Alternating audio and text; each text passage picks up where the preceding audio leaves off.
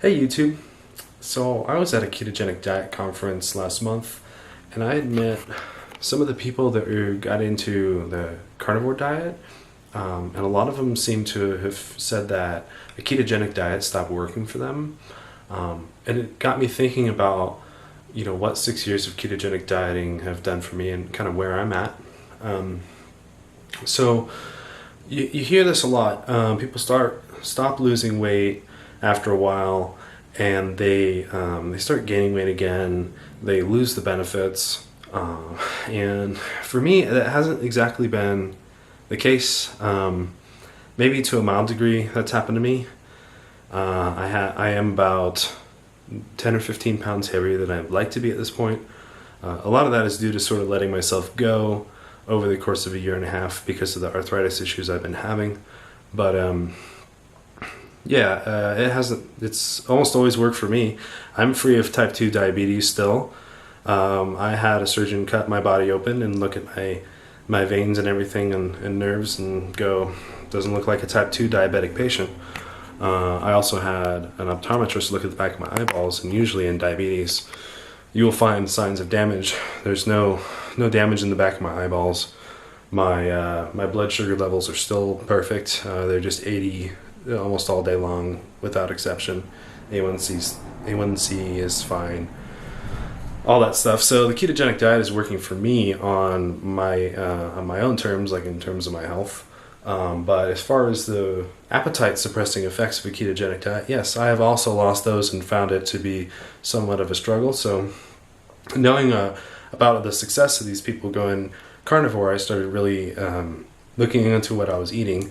And I remember when I first started doing a ketogenic diet, I was tracking my food extensively. Anything that went in my mouth was on a little text file, and so I went back to go and look at my logs and realized that back then I was eating about anywhere from 10 to 15 grams of carbs a day. And for me, it was just like magic. Like, I had such a major appetite suppressant effect that I had to track calories so that I would eat enough food, not so that I would eat too little.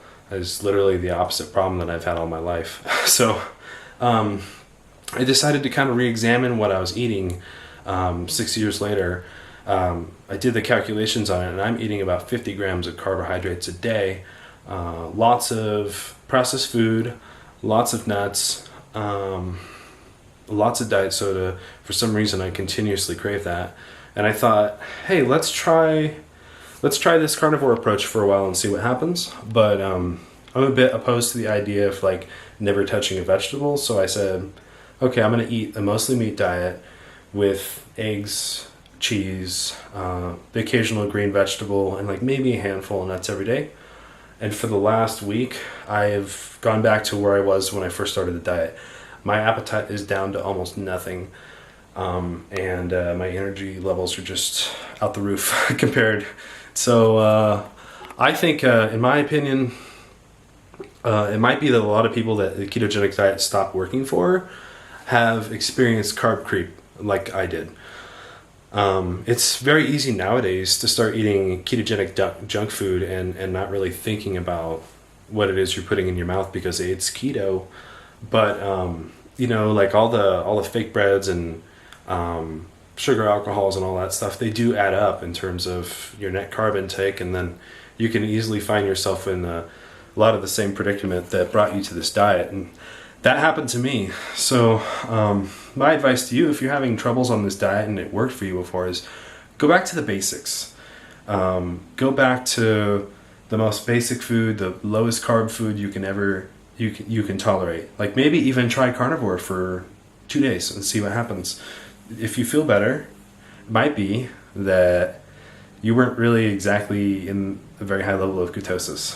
and then you after that experiment, which is what I did, you might find that you might want to eat some greens and things like that. So yeah, take a look in the mirror. If it's not working, it might be that you're not working it. So and that being said, when I first started the diet, I had no idea how to cook.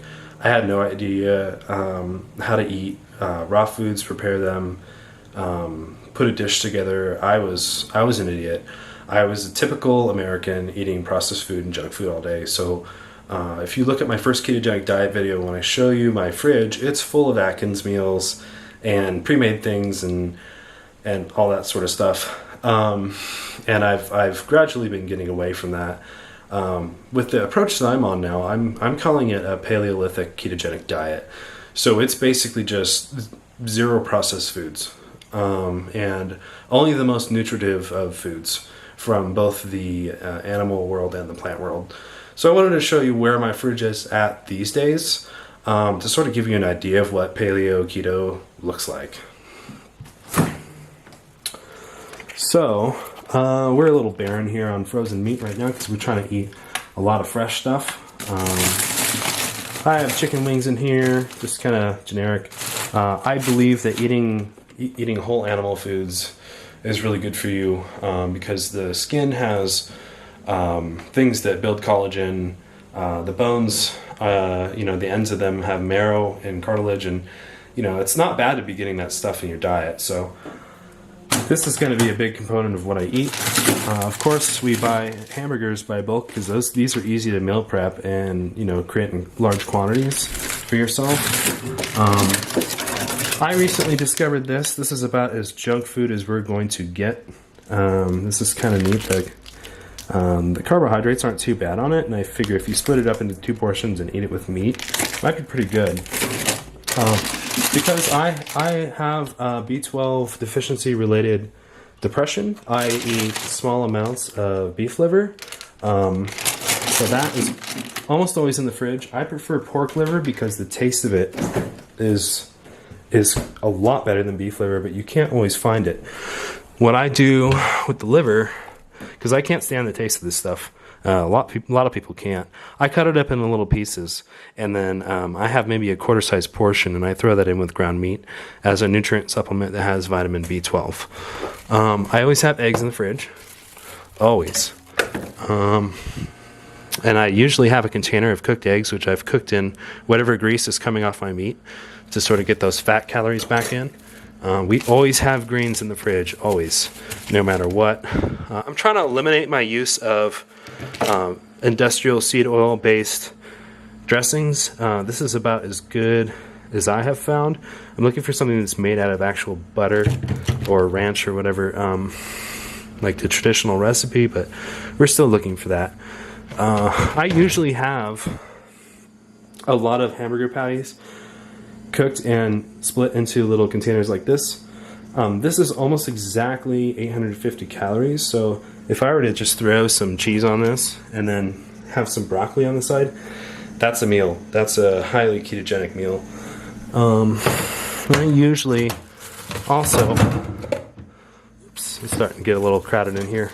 Avocados, of course. This is kind of good to break the monotony of eating a lot of animal-based foods. The occasional condiment as well. Shout out to Hot Ones. Mustard for sausages, yeah. This is for steaks. This is kind of left over from we were eating soy still. I think this needs to go in the garbage probably. Very low carb alcohol. This is the lowest carb alcohol I've found, and I have a couple of these on the weekend. And this is my wife's shelf.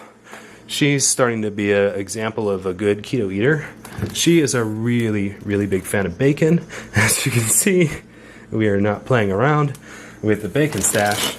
And then, sausages, things like that, snack meats. And then I like to keep my prized fat in a container for later use with eggs. This is chorizo grease, and obviously I'm not going to eat this nasty stuff at the bottom, but I'll separate the top out and use this to cook eggs in.